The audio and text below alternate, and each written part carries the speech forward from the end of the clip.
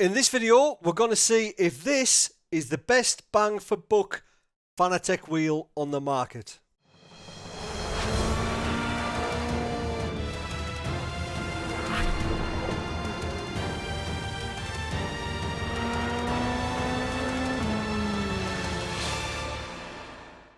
So Fanatec have announced that they are re-releasing the McLaren GT3 replica rim. Now, there have been some changes made to this one, so we're going to go over those in a moment. Now, I've wanted one of these for God knows how long, but Fanatec stopped making them. Thank you. And as a result, used prices went through the roof. These are still being sold today on eBay and such like for up to £400. Ridiculous. So Fanatec have re-released it. It's going to be a lot cheaper than a used one. So let's have a look and see what they've changed. So let's have a look at the McLaren rim. Now, I've already taken out the box. I didn't show you that because why would I? I'm just taking out the box. So inside we get the McLaren rim. We get some replacement button caps, which will be quite handy. I'll use those for definite. And then we get some stickers from Fanatec, but inside there are some smaller ones there, which will be really useful to put on the front. That'll be good. So I'll pop those to one side for now.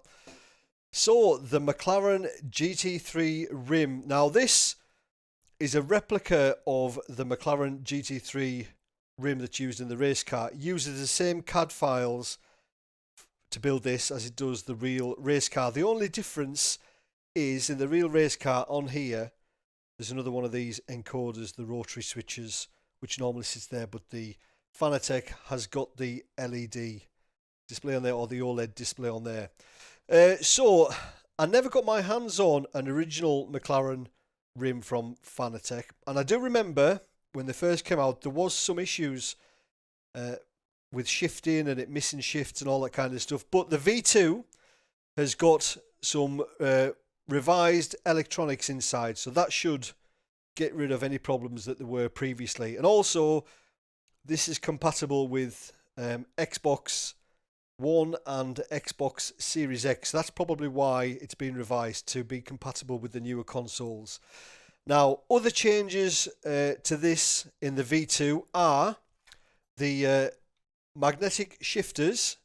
They've got a longer throw. Now, it still uses that rocker design, which I was never a fan of, although I've never used one before and didn't like the look of that. But the McLaren race car rim uses that design, so Fanatec, to their credit, are just replicating the McLaren design. The analog shifters on the back, because this does come with analog shifters as well, analog paddles should I say, they've been improved. And I don't know if you can see in there, they've got a honeycomb design in there, so that should make things a bit stronger. Don't know if you can see that there. That should make things a bit stronger. Another thing with the V2 is these encoders on the top there. Now this one here, this is in relation to the clutch or the paddles on the back, the analog paddles. So whichever position you have this in, that affects what these do. Now in that position, it's the dual clutch, and then for the next one, it'll be accelerator and brake and so on and so forth. So that's a 4-position switch. These ones used to be the same. These used to be 4 positions. Now they are rotary encoders and they do turn all the way around, which I would rather have. I've never found a use for switches in any of my sims, whichever one I've used. I've never used switches because these just stay redundant if I've had those on a wheel or a button box. But the rotary encoders I will definitely use. So what else has been changed? The quick release has been simplified. I'll take that off there. So if you remember the old one, it had like a collar on there with an Allen bolt on the bottom. And on the other rim, it used to have like a small thing on the bottom there that used to pull out, and it used to have the Allen tool so you could tighten and loosen the wheel rim. Whereas now it's just this simple big screw type thing, and all it does is that's slackened off there, and as you can see inside, it has got like cutouts on the plastic on the inside, And as you tighten this, it will then close the gap and then tighten that onto the shaft of your wheelbase. So that's much, much simpler than the other design. And this does look and feel quite substantial, actually. I mean, I wouldn't want to use it on a direct drive wheel. I don't know if you can. You probably can, but I don't know how long it would last. Because there are quite a lot of force going through a direct drive wheel. But I've got a metal quick release that I'm going to switch out shortly. I'm going to put that on here and then we'll take it for a spin. Overall, size-wise, it's quite a bit bigger than the Formula rim. I'll just grab that now so you can see. So there's the Formula rim next to it. It is a bit taller.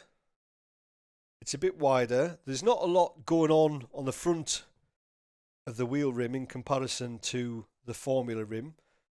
The Formula rim is a bit heavier, but that's got the metal quick release on the back. That's probably why. And it's got, obviously, the advanced paddle module on the back. So it's a bit fancier.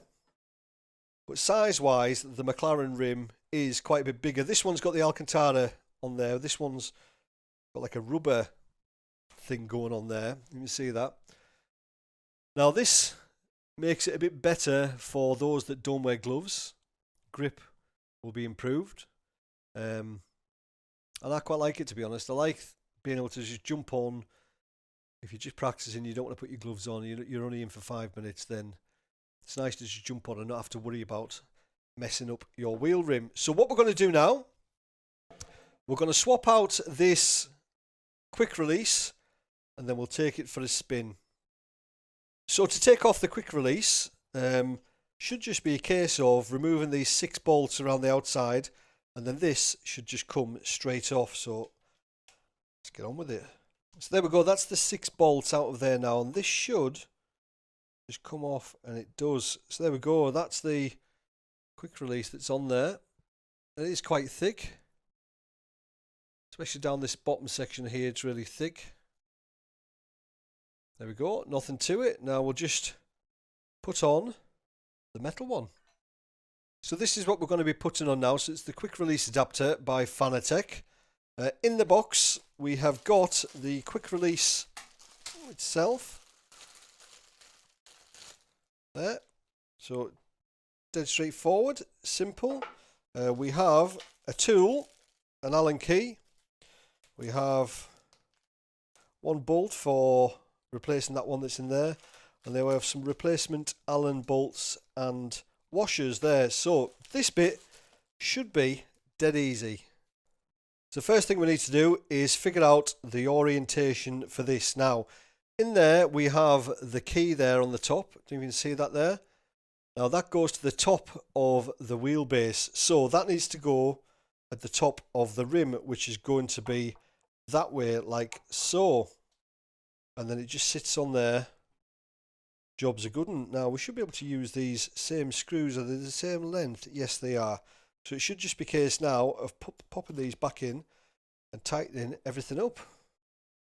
So there we have it. That's the quick release on there now. Dead straightforward. We don't need that on there, so we'll take that out. So dead straightforward. So we've got the key to the top there, and this is the top of the rim.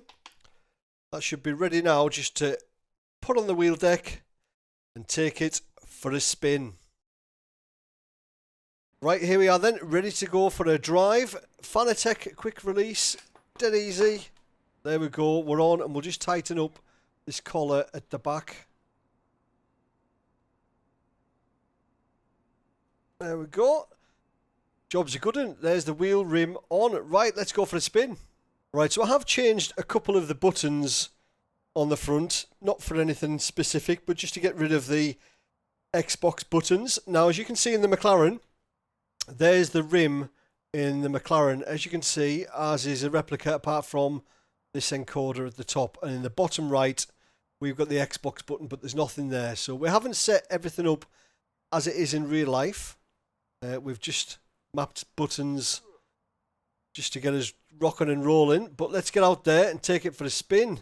That's ignition. There we go. Limiter, that works. So we've got the display on there, which is the speed. Now, I don't think we can change that like we can on the Porsche rim, but that's just got the gear and the speed. Now, I don't know what setup I'm running here, so we're not going to be particularly quick in the McLaren.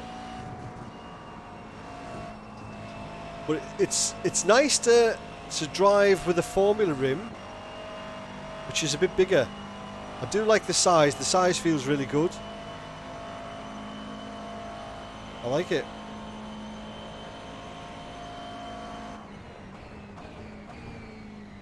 The paddles will take some getting used to, the shifters, because I do rest my fingers on the paddles just while I'm driving. I don't really tuck them in. So just when I'm shifting, it's going to take some getting used to.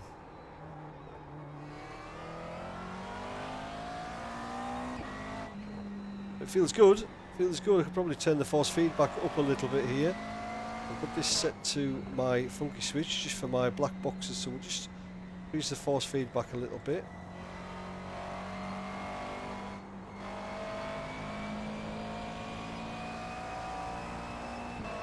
Initial impressions though are really good. I do like the size. I like the Formula style rims, but the Fanatec Formula V2 is just a little bit too small for me. And this could be my daily driver for certain.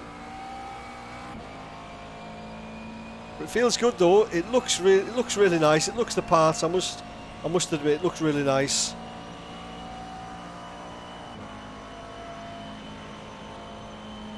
I will have to set up the dual clutch, and we'll try. I need to turn off the traction control first. Probably not the best car to be doing this in.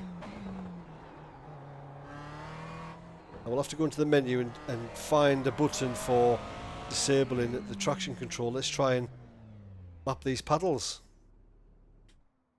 So on the iRacing options, we have second clutch on the main options screen there.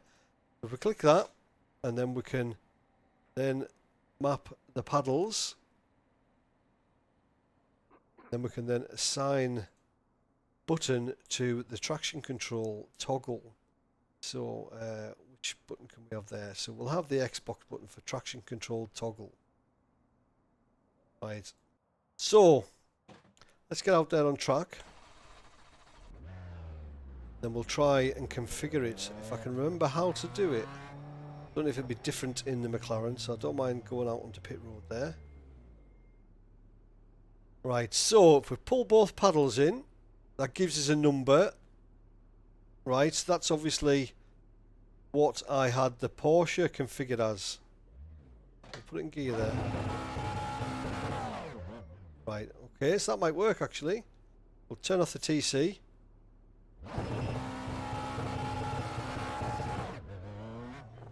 The number could be a bit lower, so I think we pull in both, let go of the right, then we can then adjust. That's right, okay, so 41, release that, pull them both in, that's 41. So turn off the TC, hold revs, let the right one out, and then the left. Probably go a bit lower than that actually. Turn that down. 38. Let's go for that one. So TC off, first gear, put on the brake, release the right one, then the left one. Yeah, so 38 is actually quite a good number. But that works perfectly.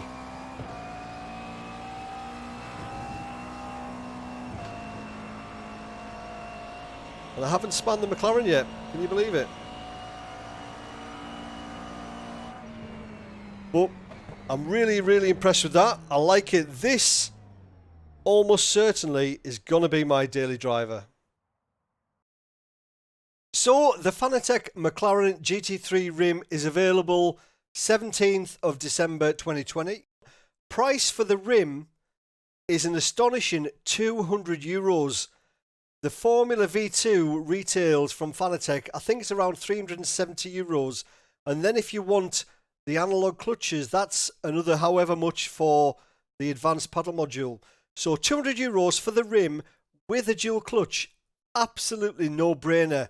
If you wanted to add the QR to it, that's another €100. But for €300, you get a Formula rim with a dual clutch. Unbelievable value for money. So would I buy one? Absolutely no question. I wanted one of these, but Fanatec stopped making them and the used prices were just sky high, so I didn't ever bother. But if I was in the market for a Formula style rim for Fanatec, then this is the one that I would go for without shadow of a doubt. So down below in the video description, there is a link you can click on if you want to go and buy this wheel rim. Now, a bit of a disclaimer, that is an affiliate link. So if you do buy one using that link, I'll get a small commission, although it won't cost you a penny more. But take that out of the equation just for now. If I was in the market for a Formula style rim, I would buy this. No question, hands down.